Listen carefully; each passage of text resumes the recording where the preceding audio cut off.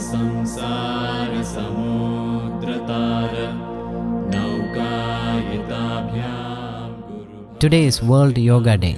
We have with us a towering personality who has been described as a yogi, a mystic, a visionary, and a realized man of our times. A successful entrepreneur turned interpreter who interprets the very meaning of life and its various aspects in very simple terms.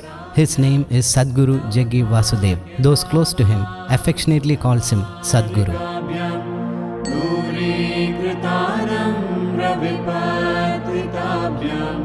Namo Namah Shri Guru Padukabhyam. He is the founder of Isha Foundation, a non-profit charitable organization that has its activities spread across the globe, actively involved in education, alleviating poverty, and touching the lives of millions of people through yoga. Namo Namah Shri Guru Padukabhyam. On behalf of Kerala Kaumudy, the people of Kerala and Malayali speaking people around the world, we thank you for giving us this opportunity and time. Sadhguruji, yoga is probably one of the biggest contributions that India has made to the world. But today, if I ask 10 yoga teachers about yoga, I get 10 different descriptions and often contradictory ones. Could you give us a basic your take on yoga? If there is a genuine exploration, then how many yogas are there? I must tell you a certain situation that happened. You okay for a story? Definitely. When Adiyogi was expounding the science of yoga to his 7 disciples, who are today celebrated as the Saptarishis, he told them there are 112 ways. When he said there are 112, Parvati, his wife, who was a witness to this, she said, why can't there be more? He was dismissive because he was focused on what he was talking. He said, no, there are only 112. But she is a woman, she wants variety. So she said, there could be more, maybe you know only 112. I will find it. He said, go, find it. So she went into profound austerities and sadhana for a period of time. Then she came back. He was still talking to these 7 disciples after many years. She came and sat 1 step below him. She's his wife, she could sit next to him, but she sat below him. This is a language between the 2 of them. She doesn't want the disciples to know. So, she's telling him she has failed. Then he looked at her and he said, if you are using the limitations of your physical existence, there are only 112. But if you transcend the limitations of your physicality, how many atoms there are in this universe, that many ways are there. So, if people have genuinely explored many dimensions of yoga, it's fantastic. But if people are coming up with contrived notions of their own because they want to leave their footprint, then that's very tragic. Which may be the case today with lots of people, but not necessarily everybody. When we talk about Yoga Sutras, Yoga Sutra means it's the thread. Now to make this garland you need thread. Without thread there cannot be a garland. At the same time, nobody ever wears a garland for its thread. So depending upon the competence of the person who handles the thread at a given time, he may add beads, he may add pearls, he may add diamonds, or he may add flowers. In the order of things, I'm putting flowers above diamonds, I want you to notice that. Because those things are valuable only in the marketplace, they have no value in terms of life.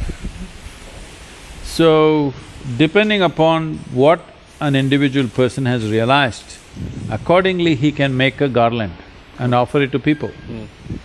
But the sutra or the thread itself will not change. So as long as you have got the grasp of the sutras and you add what you add to that sutra, it's perfectly fine. You can make your own garland. Yes, of course. So yoga is not a unidimensional like a method. It is Not a multi-dimensional method. You can evolve and render yoga in many ways. Initially when I thought this Isha Yoga as it's known today, there are days where that time the program used to be 14 days. Entire 14 days, I only spoke flowers or butterflies or motorcycles and nothing else. Even motorcycles, something as mechanical as that. I'm saying everything can be used as a way to break the limitations of who you are. Yoga essentially means, in some way, yoga means union. So that means in some way, you erase the boundaries of your individuality. You can do it by dancing, you can do it by singing, you can do it by whatever. Yeah. It is just that if you have the grasp of the fundamental, you can do it in every way possible. So, I'm disappointed, you encountered only 10 ways. I would like you to encounter 1,000,000 ways of doing it. No, I said 10 teachers. So there's no problem with variety. Okay. Only thing is, if without the knowing the fundamental, just people are coming up with things just to leave their mark. Okay. Those who want to leave their footprints, they must understand, if you are very focused on leaving a footprint, you shall never fly. Now, June 21st is World Yoga Day as defined by UN. I think this is the first time UN has unanimously voted on having a day of this significance. How significant do you think this gesture from the UN is? One thing is the day itself is significant because it is summer solstice. Okay. Summer solstice means the relationship of the planet with the sun, which is the main source of energy and it's the fulcrum of our life. People don't understand this. Yeah. It is a very fulcrum of our life, it is the basis of everything that is energetic on this planet. The relationship between the two will change because it shifts from northern run to southern run, from Uttarayana to Dakshinayana, this shift is happening. When such a significant shift happens in the life of the planet, a similar shift happens in human body also. Because you may have grand ideas about yourself, but you're just a pop-up on this planet and you will pop out. The soil is patiently waiting. Yeah. You're just a small pop-up. So whatever happens to the planet happens to you. If you're conscious, you will know. If you're unconscious, you do not know. So every yogi goes through a certain shift within themselves consciously when this shift happens. It is just after this day, the first full moon day that came after this day is what is called as Guru Purnima because that is the day Adi Yogi decided to teach. The first Guru was born. Why is it so significant is, this is the first time in the history of humanity that human beings were made conscious that if you are willing to strive, you can transcend all so-called limitations of nature upon yourself. Whatever limitations that nature has set upon your physical existence can be transcended if you are willing to strive. If you're willing to strive, you can evolve. This idea for the first time was put into human consciousness on this day. So this day is very significant because it opened up a new possibility. People need not believe, this is how I am. Whichever way you are right now, it doesn't matter. If you are willing to strive, there is a possibility that you can hit the peak of your existence. You are the primary speaker on at the UN. I don't know if it's too early, but what would be your message on that day to the world? My message is never planned, I have to look at the people. But anyway, in this audience, we know who the people are. The ambassadors of various nations, the general secretary, world leaders, secretary general, all these people are there.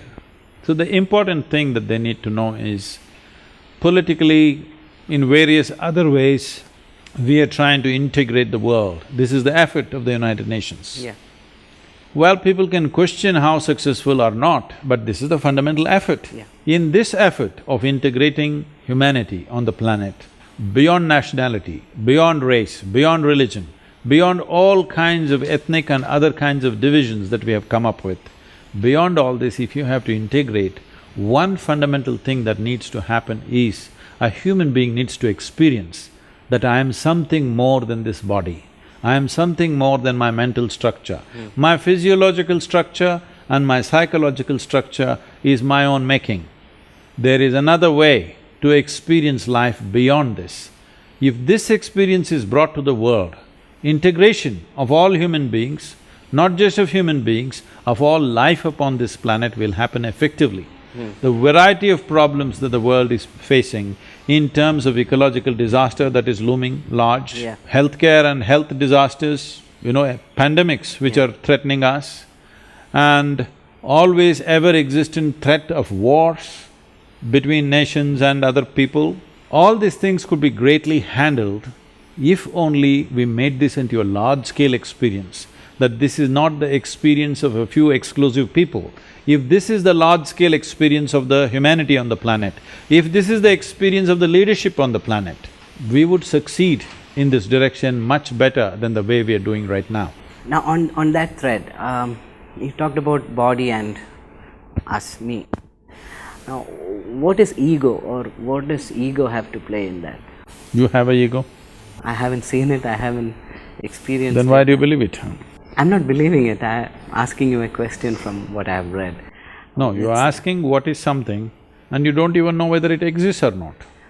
You ask me what is ting-tong, what am I supposed to say? I say ting-tong doesn't exist. Now, ego is a fall guy in everybody's life. Okay. When they do nice things, they say, I did it. When they do nasty things, they will say, Mr. Ego did it. That means you have two people inside of you. If there is more than one within you right now, it means you're either schizophrenic or you're possessed. You need either a psychiatrist or a exorcist because there is only one person. Okay. If you understand you're an individual means not further divisible. If you divide this further, you will become sick. You may think you're becoming spiritual, but you're actually becoming sick because this is an individual, you cannot further divide this.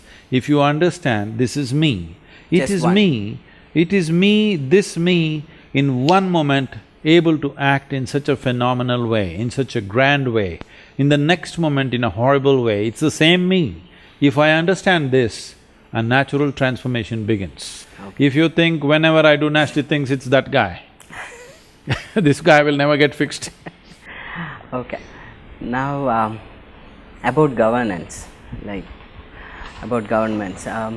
We have seen different kinds of governance, from king to tribal leaders to monarchs to, I think, the most popular way of governance these days is democracy. Do you see something better than that, or do you… where does this… See, democracy may not be the greatest way to govern, Okay. but the relief is every 5 years you can get rid of them. Or keep them if they are good. Yes, if they are not satisfactory, we can get rid of them. If they are, we can keep them. I'm saying at least we have a choice. Okay. With all the other systems we have seen till now, you did not have a choice. Sometimes some kings did fabulously well, some became tyrants. Yeah. All kinds we have seen. Yeah. Not all of them were bad, many of them did wonderfully well, Okay. all right? Even many dictators have done well, but you can't bank on it because you don't know who will come next. But at least here, you have to suffer them only for 5 years. Okay. So, this is a sure way that you can keep them on their toes because they're going to get fired in 5 years' time. At the same time, it has its problems. Because they know their term is only for 5 years, you also see a certain level of irresponsibility. I think if we want to be a successful democracy, we need much more education on the ground. Okay. That means people should vote on as per their individual choice. Who you vote for must be your choice. Who your wife votes for should be her choice. You don't have to have any say in who she votes for. But right now, on the basis of caste, religion and other kinds of ethnic identities, people are voting en masse. Once you do mass voting, then there is no democracy. It is feudalistic society pretending to be democratic. People come and ask me, Sadhguru, whom should I vote for? I said, I will never tell you. You vote for whoever you want. Because the moment I tell you, and if 1,000,000 people vote for what I say, now there is no more democracy. This is the biggest problem. We have to raise this democracy to a place where every individual will vote according to his intelligence or her intelligence, not because they belong to a particular group. I'm saying right now, for example, in United States of America, I am a Democrat or I am a Republican is almost like a religion. It's pre-decided who I will vote to. There should be no pre-decision. Every time we should be willing to consider, whom do I vote for now? A committed vote is not democracy. A considered vote is democracy. We have to bring that. Now moving on to a different plane. Buddha is said to have got enlightenment under the Bodhi tree. Don't look for a tree, there are not enough trees. I am planting now so that the next generation will have an office for enlightenment. So my question is, like in recent times, scientists have said that they have made great breakthroughs in science through insights. They held the question long enough in their mind and they got the solution. Then they work out the theory or the physics behind it. Now, are these two comparable or… From an age of dogma, we have moved to an age of information right now. We are a little excited about information right now, but in the next 10-15 years you will see people will get bored of information. People will get burdened by information. We have to move from the age of information to age of insight. If we have to move into an age of insight, we must learn to activate other dimensions of intelligence within us. When I say other dimensions of intelligence within you, right now our education systems have a very constipated approach towards the human being. The entire education system is information-based and intellect-based. We are beginning to think intellect is the only form of intelligence we have. Intellect is a way of dissecting the world. This is useful to know certain aspects of life, but you cannot know someone by dissecting them. You will know only by including them. Intellect is not capable of this. Intellect can only dissect and divide. That is one dimension of intelligence. There are other dimensions of intelligence. In the yogic way of looking at things, we look at human mind as 16 parts and 4 segments. These 4 segments are buddhi, ahankara, manas and chitta. There is a dimension of intelligence which is free of memory, unsullied by memory. When I say unsullied by memory, no information, it's just pure intelligence. If you don't touch that dimension, you will not be above your times. You will always be a product of your times. When I say the product of your times, you will only mix and match in permutations and combinations of the information that is already there. This is called innovation, this is called jugaad in India.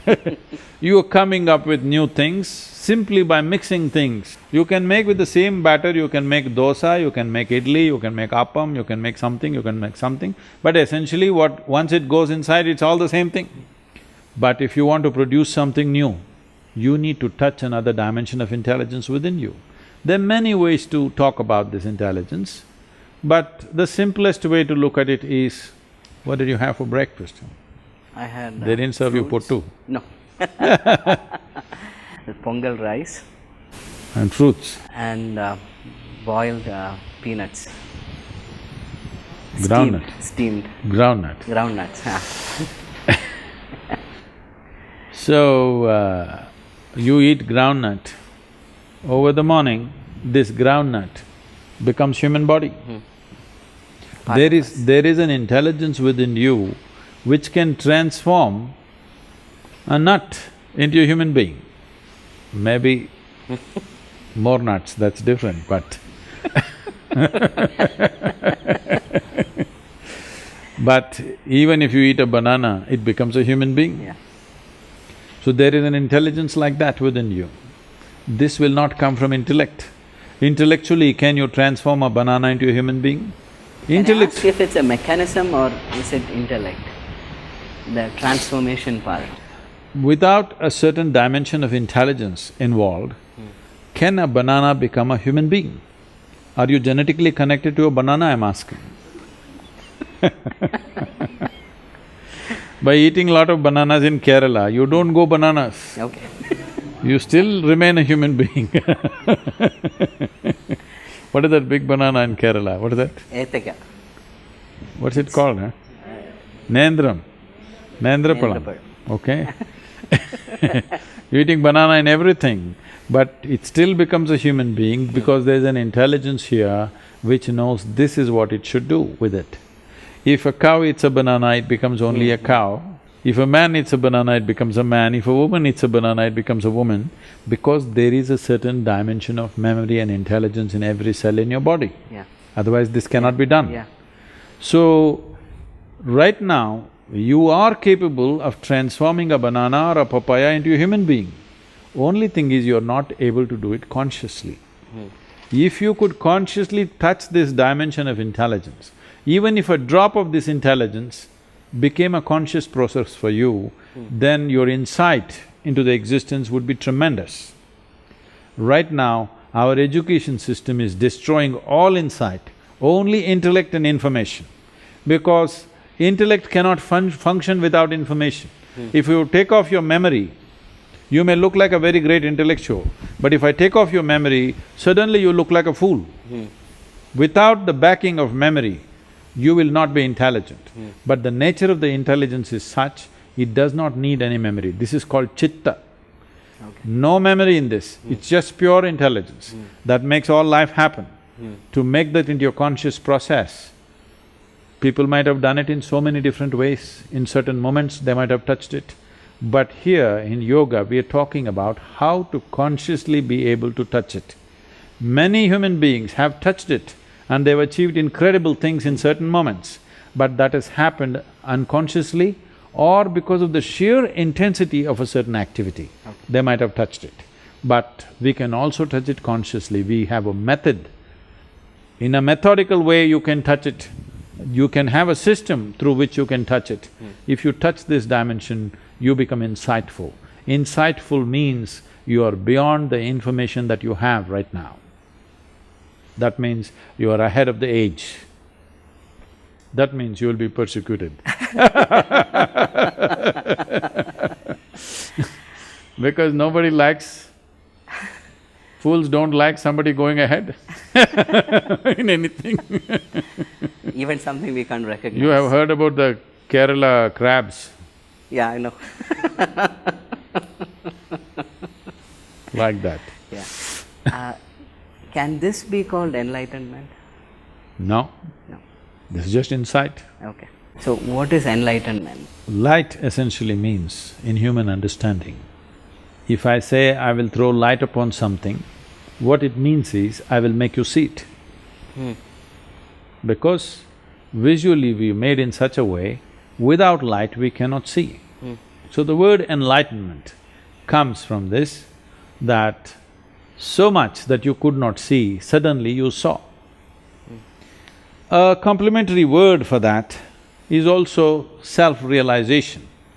We said self-realization, not self-attainment, not an accomplishment. It is just realization. Realization means something that was always here and I did not see. Today I saw. You can only realize what is there. You cannot realize something which is not there, isn't it? Yeah. So it is not an achievement, it is not an attainment, it is not some kind of climbing the peak. It is just that you suddenly realized you were so stupid that what was around you all your life you did not see, just today you saw. When you start seeing simple things, other people say you're enlightened. Okay. Now, today morning I took a dip at the Surya Kund, and I think I'm still flying on the energy I got from it. What is the science, or what is happening there actually? See, energy is on many different levels of function. Well, if you want to look at it at a very basic physical level, we can say there is electrical forces, there are electromagnetic forces, and there are various manifestations of energy. So life energy similarly manifests in different ways. To enshrine a form which reverberates with this energy, which is useful for us. See, lightnings are happening, lot of electricity, not useful for you because you're not able to catch it and charge your cell phone. Your cell phone goes fut. If you could catch it and charge what you want, if you could make light out of it, if you could make sound out of it, we would say we would be waiting for the lightning. It is the same energy, but you can't use it. Similarly, life energy is here in so many different ways, but you have no access to it. So now to create a source which will give you access to it, or source is not the word, probably a transmission center. Okay. See, right now, you know the electric transmitters. Near every town or city, there's a large transmission station. They're not generating electricity, they're only transmitting. The way it is coming, they're making it into a more conducive way that you can absorb into your homes, and they're transmitting it. So similarly, this is not really a source of energy, this is a transmitter. Okay. It transmits what is already there in nature in a way that is conducive to you, in a way you can absorb, in a way you can experience. It is also in the air that you breathe, otherwise it wouldn't be making you alive. It is also in the food that you eat, but here there is a concentrated transmission of life energy or prana, which is hugely beneficial for one's health, well-being, vitality. Every day if you take a dip, for let's say next 40 days, you may become 5 years younger than what you are. Okay. We can even medically check you and show you that it's happening. It's like the fountain of youth. Yes. Fountain of life, not youth. Because youth is not always good. Life is good, in whichever form it happens. Youth is just one form of life. But unfortunately, it's a Western fetish that they want to be young at any cost.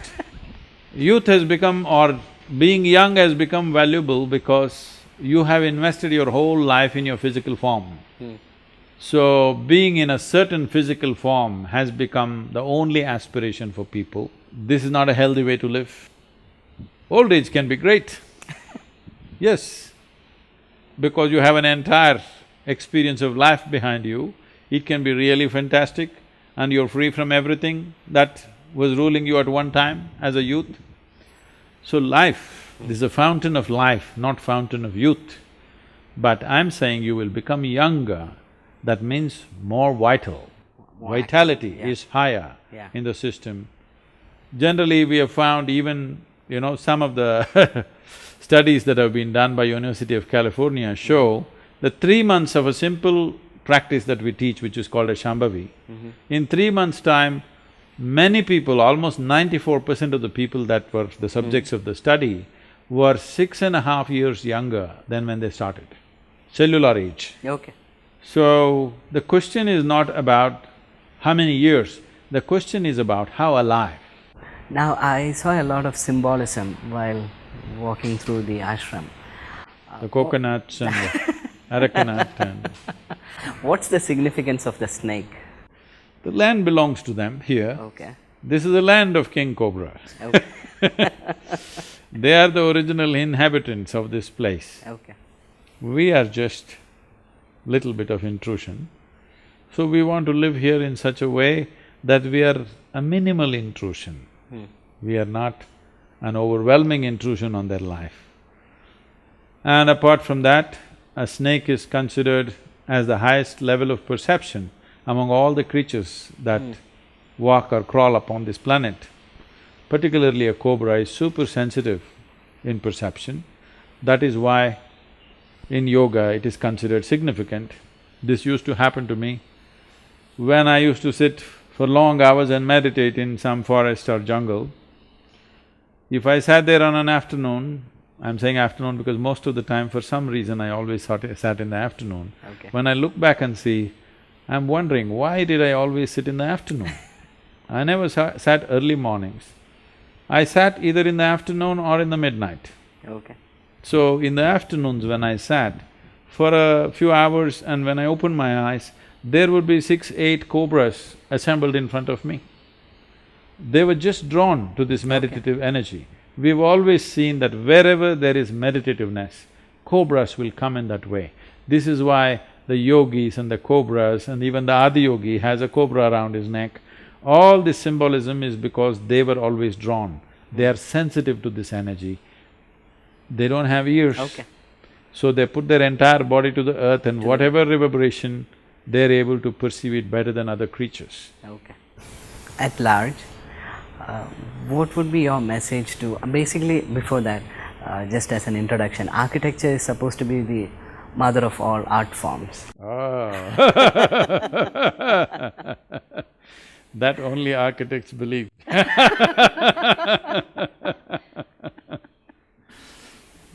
Tell me what's the question? Yeah, question is, because architecture in a way tailor-makes the space around us, the space we usually live in, and the space has a lot of significance on you, the space you live in.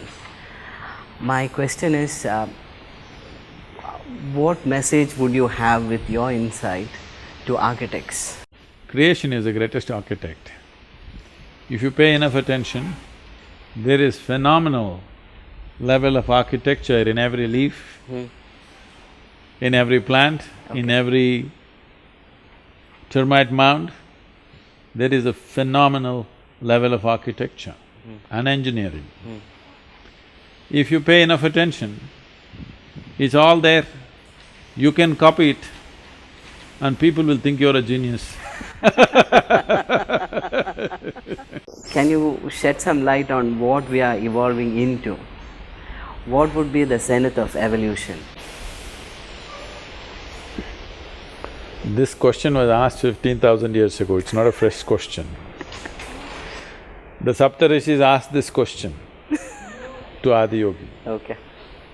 And he went into elaborate mathematics to show them how physical evolution for a human being is over. You cannot evolve any further. I will not go into all that mathematical exposition that he did, but it's uncanny that today neuroscientists in the world are saying something very similar. People are asking this question, is it possible in future that human beings can have a higher level of intelligence in their brain? Neuroscientists are saying, by the physical laws, it's not possible because right now as you sit here in a restful state, over 20% of your energy is consumed by your brain. Yeah. Your brain is only this much. I'm sorry if I'm showing it too small, this much. Your brain is only this much, the body is so big, but 20% of the energy is right now being consumed by the brain. Because this is like your phone with Wi-Fi on. It's consuming a lot of energy. If you make the brain… the two ways to increase your intelligence is to pack more neurons. If you pack more neurons, initially it looks like you're more intelligent, but there will be so many cross connections, there will be too much interference. You will see with some of the children, they are like this, they're super brilliant, but they can't sit in one place, they hop all over the place. Hyper. Now, unfortunately, to render business to the psychiatrists, parents are taking their children to psychiatrists and they prescribe medication. Almost every child is labeled as something, one of the alphabets or 3 alphabets from the entire alphabetical system. ABC, ADD, something else, something else. No normal child is anymore born in this world. Everybody has something, everybody some medication. What we need to understand is, the pharmaceutical, the way it is designed, if you put any medication to dull a certain aspect of an individual human being, it does not dull that particular specific aspect only, it dulls everything in the system. Now parents may be happy because the child has become little sedate, they have less work to do. They can watch the television, he is not hopping all over the place like a monkey. This is the wrong way to handle. If your child is hyperactive, the simplest thing that you can do is, you must understand, first of all, if you made a decision to have a child, that means it's a 20-year project. If you're not ready for the project, don't have children, because human race is not in danger. We are not an endangered species. If you were an endangered species, I would tell everybody, please reproduce. We are not an endangered species, we are too many on the planet. So, it is time we understand if there is a hyperactive child, we need time. We need to take him for a walk, we need to make him walk in the forest, we need to make him climb a tree. You only said from monkey you have evolved, still primate things are there. He must climb a tree, he must do lot of activity, he must be exposed to nature, he must walk barefoot on the ground, he must work outside. If you do all this, you will see in 2 to 3 years' time, he will settle down. Okay. Because you don't have the time, you want to put a pill in his mouth and make him sleep. This is not the answer, you're dulling the human being. This is not an answer, this is not a solution, this is an unfortunate compromise people are making. Okay. So, when a child comes with excessive neurons, he will have intelligence but no clarity. If you have the patience, you can work him out of it. So, having more neurons is not really going to make you more effective intelligence. You may have more intelligence, but not effective intelligence. So, another way to do it is you must increase the size of the neuron. If you increase the size of the neuron, then your brain will probably consume 50% of your energy. That means your body will shrink and other functions will be seriously affected. So, due to physical loss, when I say physical loss, the physical loss in this world are determined by the speed of the planet's movement, the centrifugal force that is working upon it, and its nearness to the sun and various other factors. Physical laws are governed by the geometry of the solar system. So they are saying due to physical laws, it's not possible to increase the size of the brain. Adi Yogi said this 15,000 years ago. He said, unless a dramatic shift happens in the solar system, physiological change in the human being is not possible, you have hit the ceiling. But you can consciously evolve. You have enough intelligence right now, if you only become conscious, you can evolve in a phenomenal way. So that is the only way for the human being. That is why the yoga day is very significant, because we are talking about conducting your life consciously, to sit consciously, to stand consciously, to breathe consciously, to eat consciously, to bring a level of consciousness into every dimension of your life, because that is the only way you can evolve. You wanting to evolve, wanting to grow a horn in the next whatever 1,000 years or 1,000,000 years is out, because the physical dimensions of the solar system are not going to change. If it changes, we don't know in which way we will evolve. Okay. Till that, due to physical laws, further physical evolution or physiological evolution of the human being has hit the ceiling. Okay. But consciously we can evolve and we must evolve. Srinarayana Guru is one of the… he brought Kerala out of the dark ages and about 100 years ago. He professed it doesn't matter which religion you belong to as long as mankind improves himself. Could you shed us some light about Srinarayana Guru and its significance in today's world? I know he did some groundbreaking work in terms of leveling the social discrimination that was of the times. Yeah.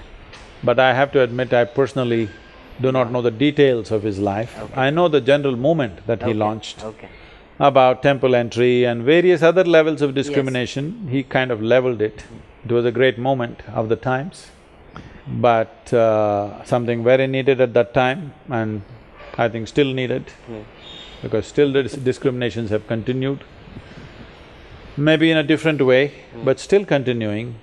So, we need moments like that.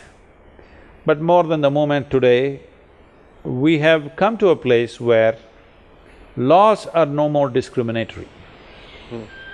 We just have to make sure laws are enforced at all levels of the society, that they're not just sitting in the constitution. It becomes a living consciousness of the country.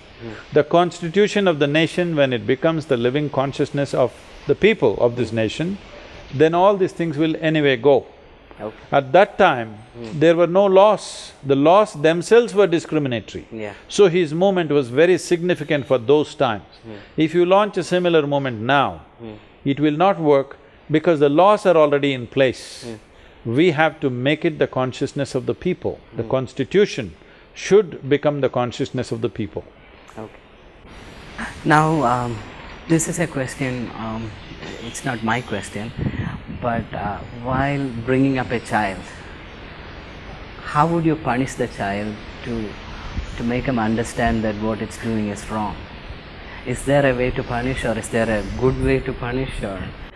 I have not evolved any punishment systems. Why do you think a child must be punished, first of all? No, there is a lot of thing about children being beaten in school, children being given horrific punishments in school, like… See, that is because teaching is just one more job. Okay. And the teacher is teaching many classes in a day, handling 100 children in a classroom. He is at its wits, he or she is at their wits' ends, and they are doing things out of their frustration. Okay. That is the thing we have tried to change in this school, where none of the teachers are here for a salary. Okay. All of them are volunteer teachers. They're here because they want to create something. Okay. They're not here to make a living. Okay. That's an important characteristic for any school. That's an important characteristic for any spiritual teacher, that you're not doing it for a living. The same is important for a teacher, because a child is a precious part of our life.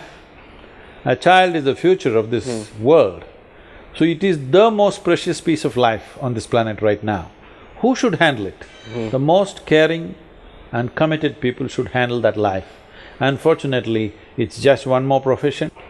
So because of that, these things are happening. This is not happening because they believe in punishment. It is happening because they're frustrated by daily handling 100 brats. One thing is, we must only produce that many children in this country and in this world that we can handle gracefully and joyfully. If you cannot handle them joyfully and gracefully, we should not produce them. They're not knocking on our doors. My last two questions. Do you have a message for the people of Kerala?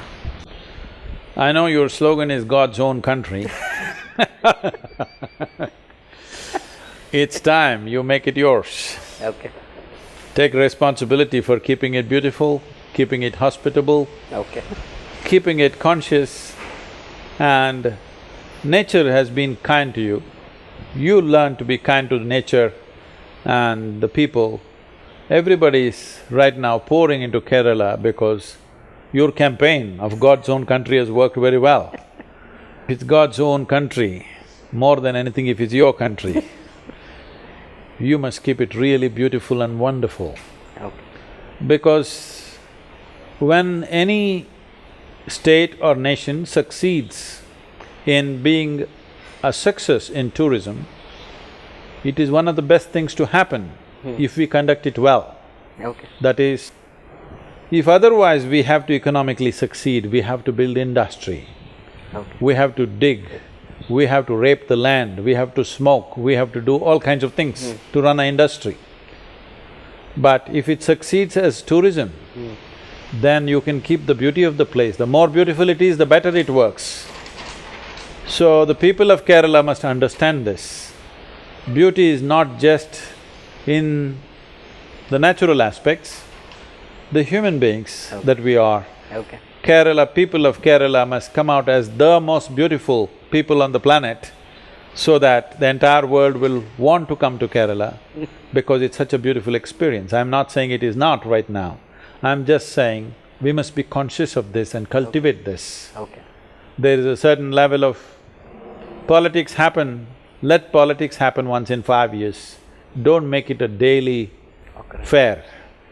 Let your politics not happen on the street, let it happen in your mind and in the ballot box. Okay. Don't make your politics happen on the street because you will lose this status that people want to come there. There are so many reports of violence. We would like to see that is not there, and Kerala is really the most beautiful place where everybody will want to come. I'm just 2 kilometers to Kerala border, maybe I will cross. Always welcome. And just one more question. Say hundreds of years from now, how would you like to be remembered? Oh, I would like that people don't remember. If people are doing great, if our work succeeds, they will not remember me. If it fails, they will remember me.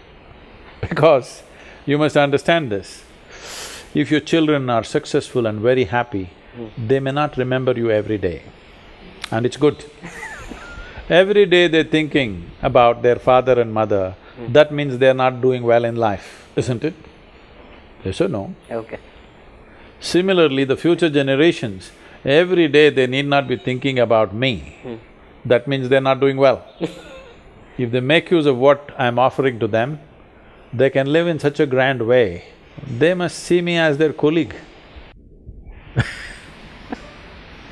What would be the legacy that you would like to leave behind? That's why I'm saying… That was the answer, right? No legacy.